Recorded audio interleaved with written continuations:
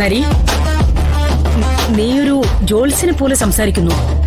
വിശ്വാസങ്ങളുള്ള തറവാട്ടിലാണ് ജനിച്ചതെങ്കിൽ ആരും ജോത്സ്യന്മാരായി പോകും. എന്റെ ജന്മസമയം നോക്കി മുത്തശ്ശൻ പ്രവചിച്ചതാ. ഇവൻ നരന്റെ ജന്മമല്ല, ആയുസ് ബാക്കി വന്ന നരിയുടെ പുനർജന്മമാണ്. അങ്ങനെയാണത്രേ നരേന്ദ്രൻ എന്ന പേര് വന്നത്. അപ്പോഴും മുത്തച്ഛൻ എന്നെ ചേർത്ത് നിർത്തിയിട്ട് നരീന്ന് വിളിക്കും.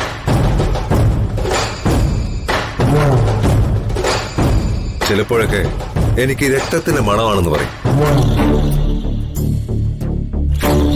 കാലങ്ങൾ കടന്നുപോയി, മുത്തച്ഛനും പോയി. നരി എനിക്ക് പ്രിയപ്പെട്ട പേരായി മാറി.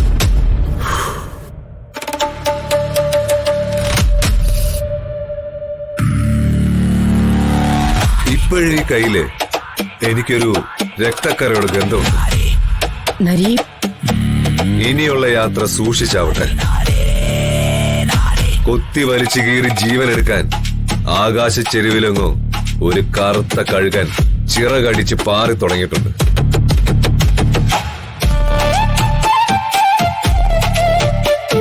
ഇല്ല, വല്ലാത്ത ലഹരിയൊന്നും ഈ സിഗരറ്റിനില്ല. മനസ്സിൽ തോന്നിയത് പറഞ്ഞു, അത്രേ ഉള്ളൂ. എനിക്ക് കേൾക്കാം ഒരു ചിറകടി ഒച്ച. ഇടം കണ്ടു തുടിക്കുന്നത് നല്ല ലക്ഷണമാണെന്ന് മുത്തശ്ശി പറഞ്ഞ് ഞാൻ കേട്ടിട്ടുണ്ട്. സ്ത്രീകളുടെ ഇടം കണ്ടു തുടിച്ച സന്തോഷവും ഭാഗ്യവും ഐശ്വര്യമൊക്കെ വരുമെന്ന മുത്തശ്ശി പറഞ്ഞിട്ടുള്ളത്. അതിന് തനിക്ക് മുത്തശ്ശിയൊക്കെ ഉണ്ടോ? പിന്നെ താനെന്താ എഴുതിയത്? ഞാനെന്താ റോബോട്ടിന്റെ കുട്ടിയാണെന്നോ? തന്നെ കണ്ടാ ചിലപ്പോ അങ്ങനെയൊക്കെ തോന്നും. കണ്ണിന്റെ അസ്വസ്ഥതൊക്കെ മാറിയാ? ഇല്ല, കണ്ണ് പിന്നെയും തുടിക്കുവോ? എവിടെ നോക്കട്ടെ. ഇന്നുവരെ കണ്ടതില്ല ഞാൻ ഒന്നുരുക്കി വെച്ച പെൺമുഖം. ഇന്നുവരെ കണ്ടതില്ല ഞാൻ പൊന്നുരുക്കി വെച്ച പെൺമുഖം. വെണ്ണിൽ നിന്നും വന്ന മണ്ണിൽ കൊട്ടു ചേർന്ന പെണ്ണിവൾ കണ്ണിവൾ. തേടിക്കിട്ടിയൊരു വെണ്ണില പാതിരാവിൽ വന്നു പൊന്മഴ. തൂവൽ തുമ്പിൻ മുനയാലൊരു മൃദുലാക്ഷരം. സീമാതീത സൂര്യോദയ ദീപാങ്കുരം. ആകാശം നിന്നിട്ടെന്നൊരു പൊന്മാനം. മേലെ കണ്ടു കനവിൻ കോണിൽ കുളിരായി കുളിർ മഴ മഴകായി. കാട്ടു ചെമ്പകം പൂത്തോട്ടെ, നാട്ടു തത്തമ്മ കേട്ടോട്ടെ. നീ എനിക്കുള്ള തന്നി പെണ്ണാണേ. കാറ്റു കെട്ടിയ മുത്താനെ, തേടിക്കിട്ടിയ പൊന്നാനെ. കട്ടെടുത്തൊരു മോഹ സ്വത്താനേ.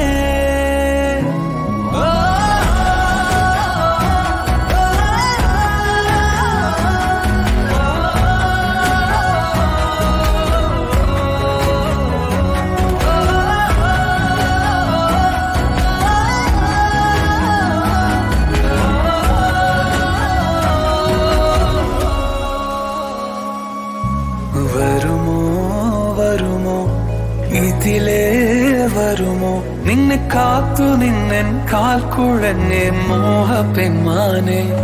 നീ പോകാതെ പോകാതെ കൈവെടിയാതെ നൂറു മോഹങ്ങൾ ദാഹങ്ങൾ തേടി വരുമ്പോൾ. തീരം തിരയോടായി ഒരു പ്രേമ സല്ലാപം. കാത്തും മുളന്തൺ ഒരു ഗാന സല്ലാപം. മുകിലാനെ മഴ പോലെയാണ് പകലേ. കാട്ടു ചെമ്പകം പൂത്തോട്ടെ, നാട്ടു തത്തമ്മ കേട്ടോട്ടെ. നീ എനിക്കുള്ള തന്നി പെണ്ണാണേ.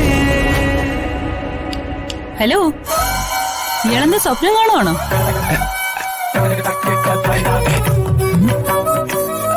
അല്ല, പെട്ടെന്ന് ഞാൻ എവിടെ കണ്ടു.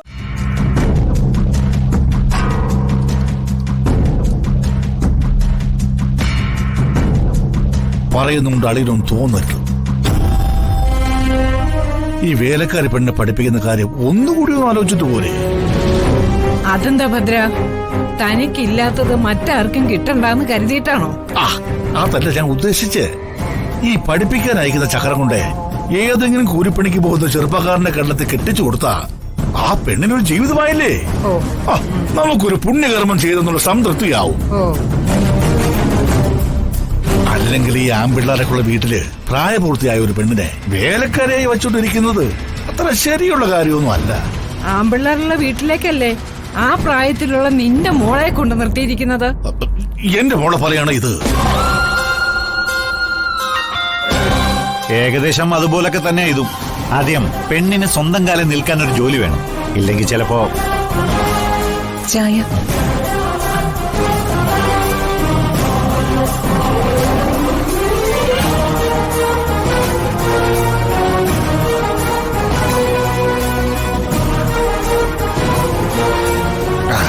വേണ്ട. അതെന്താ ഭദ്ര? അതെ, ചില കാര്യങ്ങൾക്ക് പാല് ചേർന്നെന്ന് വരില്ല. അളിയാ, അങ്ങനെയൊന്നും അല്ല. രാവിലെ അടിച്ച് തളീന്നറിഞ്ഞു, ഇനി വൈറ്റാക്കണം. അല്ലെങ്കിലും ചേരേണ്ടത് ചേരില്ലല്ലോ.